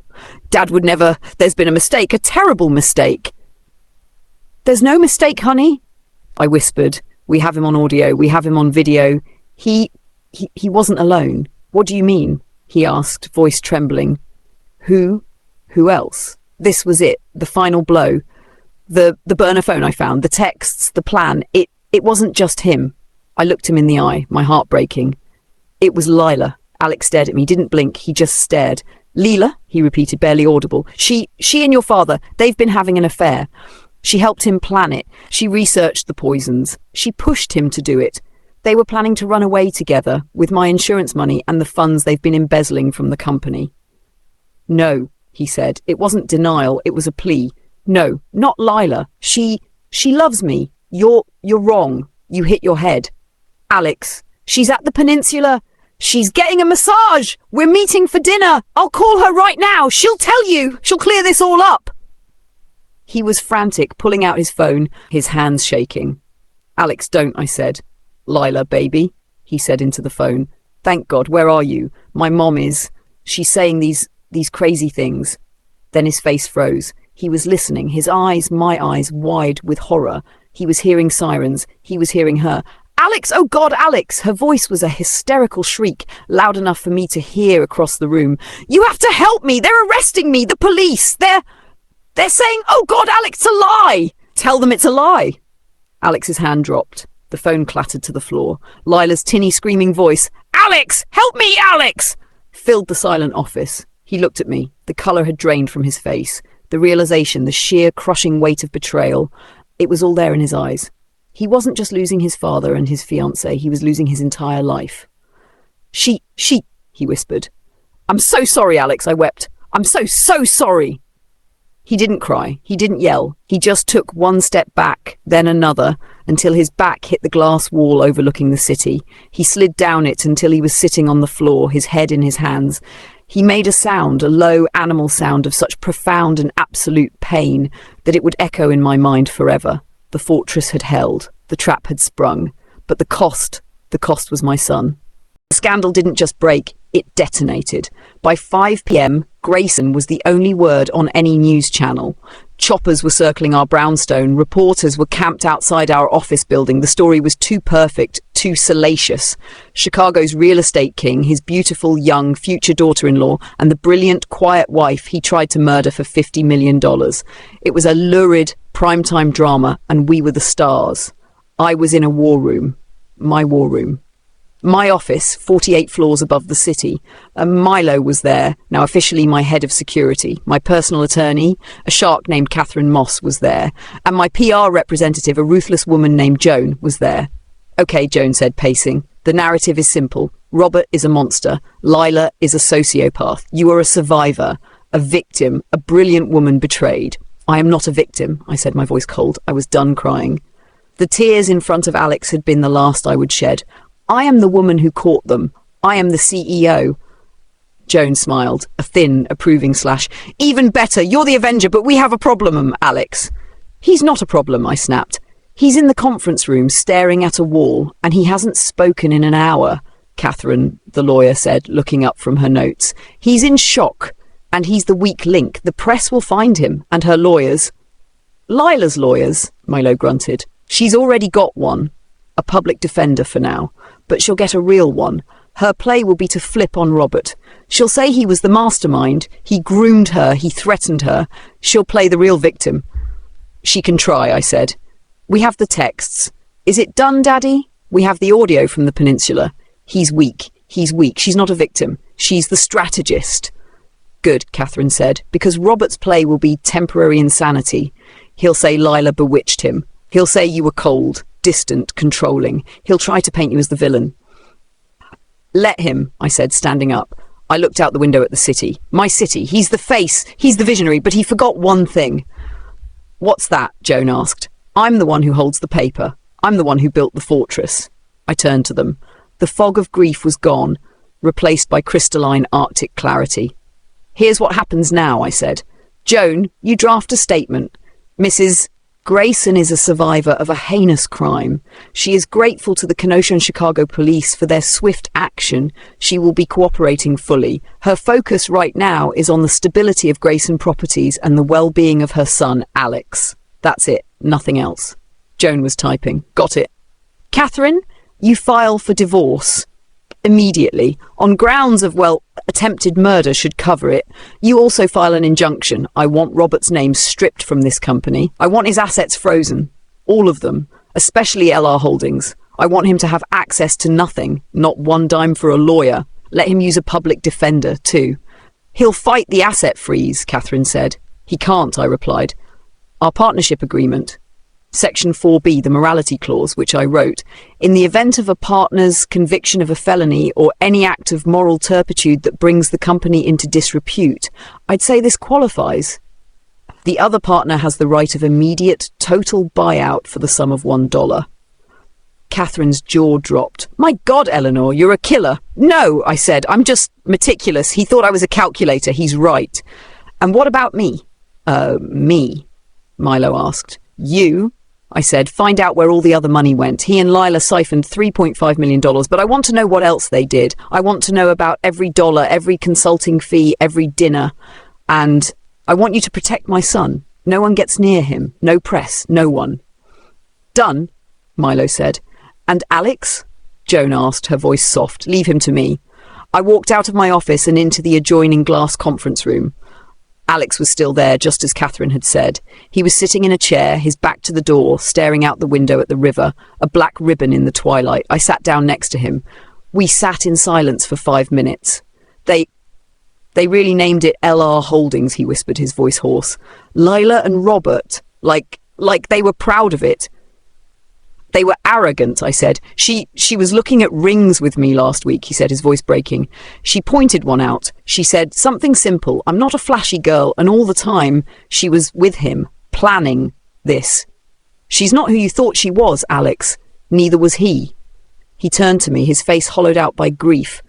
Who are you? What? You knew. You knew all of it. The PI, Milo, the wire, the cameras on the boat. You let him. You walked onto that pier and you let him push you. The accusation hung in the air.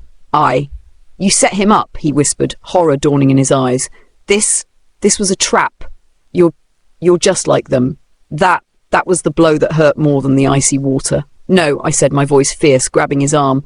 Alex, look at me. He was going to kill me. He had poison. He had researched a dozen ways to do it. If I had gone to the police, he would have talked his way out of it, and then he would have succeeded. He would have hired a professional. I did what I had to do to live. I did what I had to do to catch them. You let me love her, he choked out. You knew what she was, and you let me plan a life with her. I tried to warn you, I said, the memory of our conversation, my weak wait 6 weeks plea turning to ash in my mouth. I told you to wait. Wait for the closing, he quoted, his voice full of bitter sarcasm.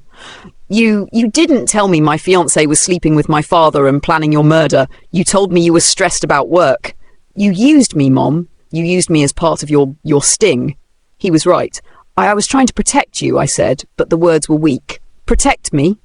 He stood up, his chair scraping violently. Look at me. My father is a monster. The woman I love is and my mother is a spy who used her own son as bait. I have nothing, my whole life, this company, it's all a lie. He stormed out of the conference room. I heard him yell at Milo, don't you fucking touch me. The door to the elevator bank slammed. I was alone. I had my company. I had my life. I had my freedom. The fortress was secure, but I was the only one left inside. The betrayal hadn't just come from Robert. In my own cold, meticulous way, I had betrayed my son. Joan walked in, holding a printout. The statement is ready, she said. I looked at it. Mrs. Grayson, well-being of her son Alex. Change it, I said, my voice hollow. Change what? The last line. I took a pen and crossed it out. My focus is on the stability of Grayson Properties. Period. That's the only thing that's real. I had won the war. I had taken full control of the empire, but the cost was everything. Betrayal hadn't just built my empire stronger, it had built it colder, and I was its queen, alone on a throne of ice. The day after the arrest was a Sunday. The city of Chicago, however, does not pause for God or scandal. By 6 a.m., the first satellite trucks were parked on our street, their antennas raised like metallic insects. Reporters huddled in parkas were already doing live hits from the sidewalk. The Gold Coast attempted murder. I hadn't slept. I was in my home office, the one place that felt secure. Milo had swept it for bugs, and it was now the official command centre. Catherine Moss, my attorney, arrived at 7 a.m., her briefcase clicking open on my desk. Robert's arraignment is tomorrow, she said, all business. She was a small, sharp woman with a mind like a steel trap. The DA is ecstatic. The video from the boat is, well, it's airtight. They're charging him with attempted first-degree murder, conspiracy, and soliciting to commit murder. The financial crimes will come later. That's a separate federal case. They're asking for no bail. He's not getting out, Eleanor. Good, I said. I was looking at my terminal. The markets would open on Monday. The stock of our publicly traded REIT, which held a third of our commercial properties, was going to collapse. What about her? Lila Vance, Catherine grimaced. That's more complicated. She'll be arraigned this afternoon. Her lawyer, and yes, she already has a high-powered one, not a public defender, is crafting a narrative. She's a grieving, terrified young woman who was groomed and manipulated by a powerful older man, Robert. She'll say she was afraid of him. She'll say the texts were role play, that he took too far. She'll say she's the real victim. She ordered the poison, I said, my voice dead, and she'll say he made her. They'll ask for bail, and given she has no priors and her family is apparently very wealthy, she will likely get it. Her family?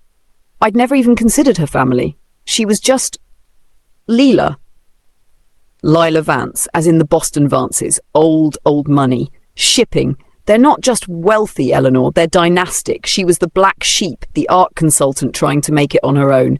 It's all part of her lawyer's narrative. A cold dread settled over me. This was a complication I hadn't foreseen. Robert was a problem I could solve with numbers and clauses. This was different. This was entrenched power. She cannot get out, I said. She will, Catherine said. But we can make it hard. I'm meeting with the DA before the hearing. I'm providing them with the financial evidence, the LR Holdings account, the $3.5 million. That makes her a flight risk. They'll set the bail high. Very high. Do it. My phone rang. The house line. It was the only phone I hadn't turned off. I picked it up. Eleanor Grayson's residence. Mrs. Grayson. It was the doorman at Alex's condo building in the West Loop. I'm sorry to bother you. But your son, Mr. Grayson, he left the building about an hour ago, on foot. He wasn't carrying a phone, ma'am. He just walked out. Where did he go? I demanded, standing. He didn't say, but he left this for you. At the desk, he said not to call the police. Left what? A letter, ma'am. Milo, I said, hanging up the phone. Go to Alex's building, now. Get the letter and find him. Milo was gone before I finished the sentence. While he was gone, Catherine and I worked. We initiated the asset freeze, we contacted the board of the REIT, we drafted the statement for the press. We were in the middle of a conference call with our investors, a brutal hour-long call where I had to pledge my own personal assets to back the company's liquidity when Milo returned. He didn't speak. He just placed a single sealed envelope on my desk. It was from Alex's personal stationery. My hands shook as I opened it. It was the first time they had shaken since I found the phone. Catherine politely left the room. The letter was one page. Mom, I can't be here. I can't be in this city. I can't be a Grayson. I looked at my entire life and it's all built on a lie. His lies, her lies, and your secrets. You were right to do what you did. I know that. He tried to kill you. I get it. But Mom, I see his face every time I close my eyes. And then I see hers. And then I see yours in your office. Telling me to wait 6 weeks. You weren't protecting me, you were protecting the sting. I was a pawn. I was the excuse for her to be in the house. I was her in, and you let it happen. You watched me fall in love with the woman who was planning your murder. I don't know who you are. I don't know who I am. Don't need to find out. Alex, I didn't cry. I simply folded the letter very precisely and put it in my desk drawer. The last final piece of my old life had just been amputated.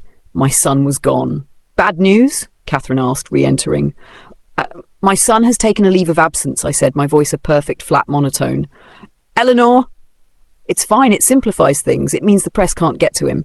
I turned back to my monitor. Now, let's talk about the emergency ethics hearing for Robert's real estate license. Catherine stared at me. Eleanor, you're made of iron. Iron rusts, I said. I'm made of numbers. Late that afternoon, Catherine called. Lila Vance's arraignment is over, she said, and bail was set at $10 million. She'll never make that, I said, a grim satisfaction. She already did, Catherine said, her voice tired. Her parents wired it from Boston. She's out. She surrendered her passport and has an ankle monitor, but she's out. Track her, I said, and hung up. I dialed Milo. She's out. I want a 2-man team on her, around the clock. I don't care what it costs. I want to know when she breathes. You got it, boss, Milo said. I was alone in the quiet fortress-like office. My husband was in a cell. My son was somewhere. And the woman who had orchestrated it all was walking free. The board was balanced, but the game was not over. The next 3 days were a blur of legal and financial warfare. I was in my element.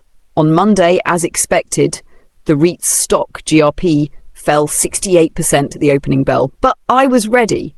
I had secured a line of credit over the weekend, backed by my personal, non-company controlled assets. At 10 a.m, I initiated a massive buyback. I was buying up the stock that the panicked, short-sighted investors were dumping. I was betting on myself. It was the biggest risk of my career, a move that would either bankrupt me or give me unassailable control. On Tuesday, the Chicago Real Estate Board held its emergency hearing.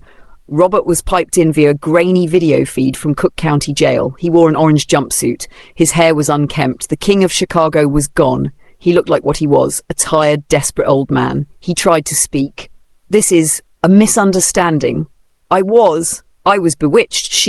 Lila, she. Catherine cut him off. "Mr. Grayson," she said, her voice echoing in the chamber, "is the audio recording of you counting while your wife was drowning also a misunderstanding? Is the LR Holdings account, used to siphon $3.5 million from your company, part of this bewitchment?" The vote took less than 5 minutes. Robert Grayson's license was permanently revoked. His name was to be stripped from all public-facing materials. I watched the feed from my office. When the vote came down, I felt nothing. It was just a line item, a liability removed from the ledger. That's when Milo called. His voice was urgent. "We have a problem. Lila Vance. She's gone." I spun my chair. "What do you mean, gone? She has an ankle monitor." "The monitor was just found," Milo said, "in a trash can in the women's restroom at the Signature Terminal at O'Hare. It's been cut. My guys at the Peninsula lost her. She went into a spa treatment and never came out. Used the service tunnels. She was out for 3 hours before the monitor was even flagged as tampered. By then, she was in the air." "In the air," I repeated, my mind racing. "Her parents." "A Gulfstream G650, Milo confirmed, owned by Vance Shipping Inc. It filed a flight plan for Zurich. It was in the air an hour before the warrant for her arrest was even issued. She's gone, Eleanor. She's a fugitive. She had fled. She had left Robert to rot, the coward. And then my personal cell phone buzzed. A text from a number I didn't recognize. An international prefix. "Switzerland. You think you've won. You're just a cold, empty old woman in a cold, empty office. He may be in jail, but I'm free. I still won. I'll be sipping champagne in Stade while you're sorting through the rubble. You should have just let him kill you. It would have been warmer, the sheer, venomous audacity of it." I didn't reply. I stared at the message. A cold, empty old woman in a cold, empty office. Alex's words echoed by my tormentor. I picked up my phone. I didn't call the police. I called Catherine. "Catherine, I need the Swiss authorities. Now. I need to talk to their financial crimes unit. Lila Vance is a fugitive, and she is the co-signator on an active fraudulent bank account in the Cayman Islands. She's attempting to access those funds." "They won't freeze it just for that." "They will," I said, "when I tell them that I am also filing a federal RICO suit against Robert Grayson, Lila Vance, and Vance Shipping Inc. for conspiring to defraud Grayson Properties." "You're suing her parents?" Catherine's voice was full of shock. "They harboured a fugitive. They aided her in fleeing the country. They are complicit. She wants to be free? Fine. But she will not have one dime of my money. Freeze it all." I hung up. I looked at the text message again. "I still won." "No, you didn't." "You stupid girl," I whispered. "You just started a war with someone who has nothing left to lose." I deleted the text.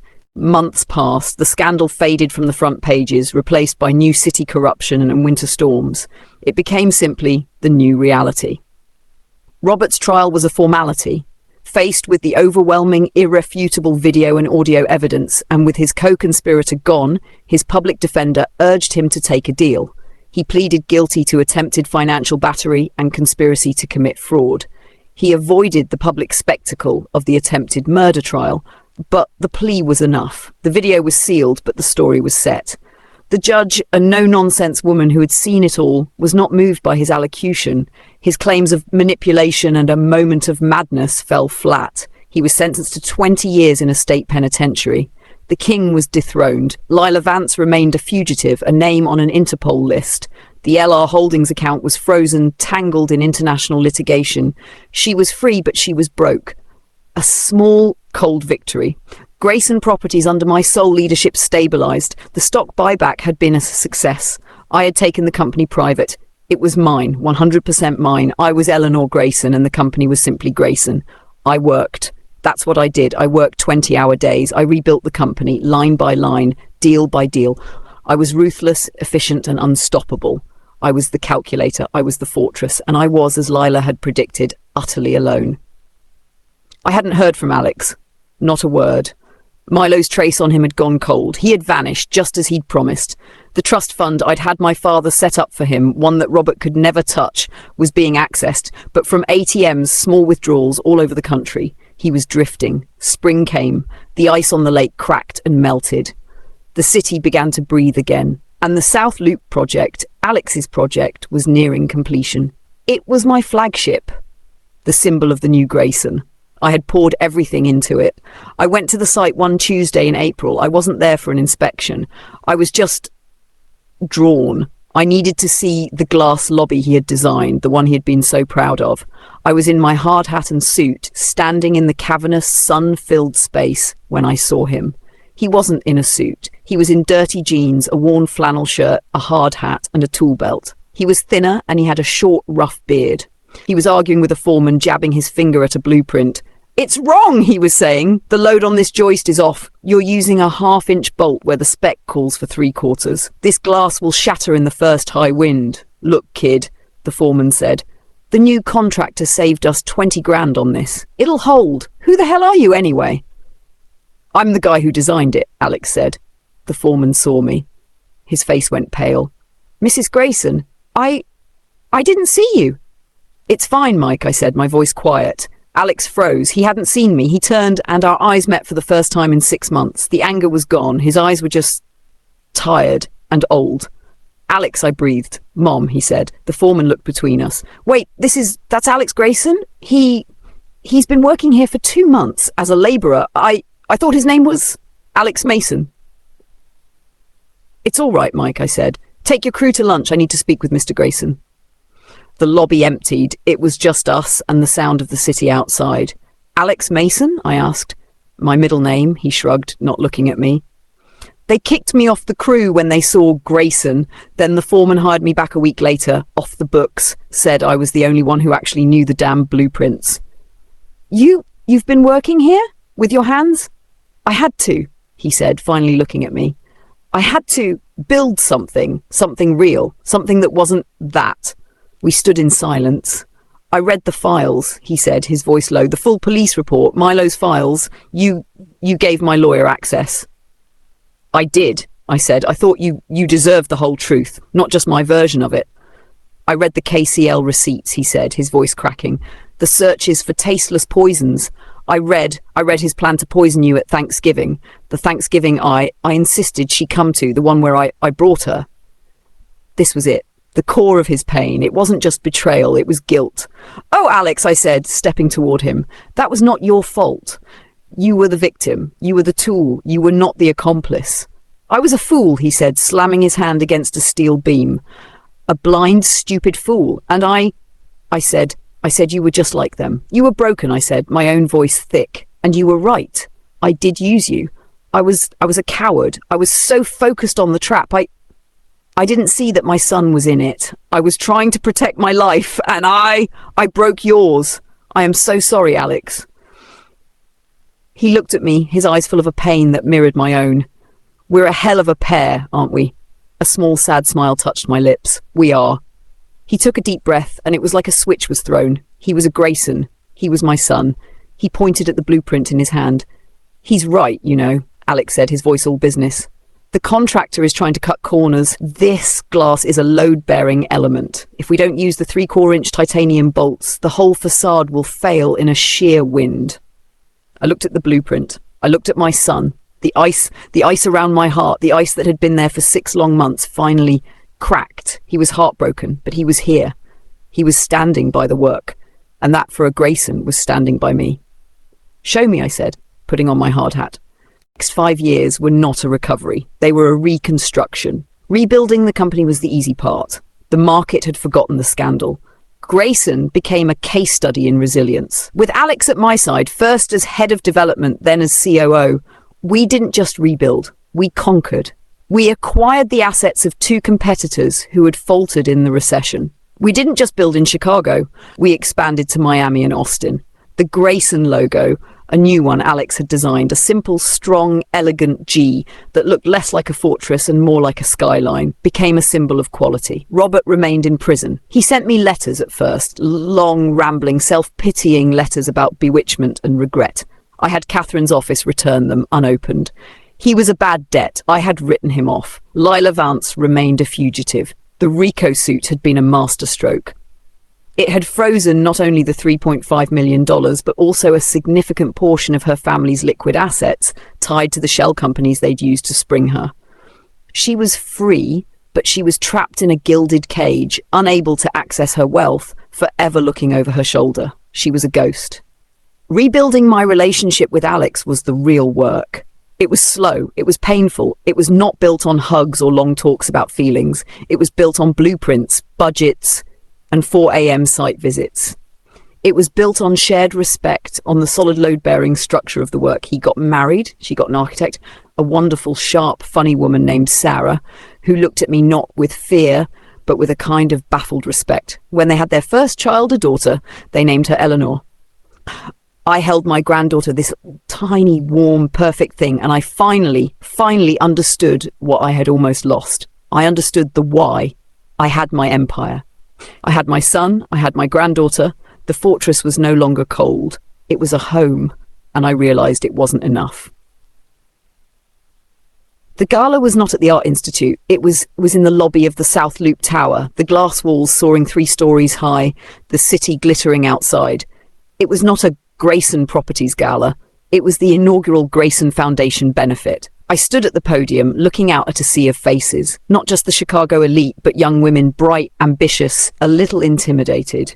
They were the first recipients of the Grayson Fund for Women in Business, a foundation I had started to mentor and provide seed capital to female entrepreneurs. I, Eleanor Grayson, was wearing a dark blue dress. I was 65 years old, and I had never been more powerful.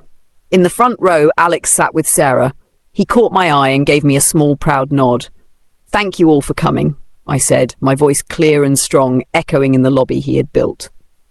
For 30 years, I was a bookkeeper. I was the calculator. I was the woman behind the man. I was meticulous. A few people chuckled, knowing the story. It was meant as an insult, I continued. It was meant to imply that I was small, that I lacked vision.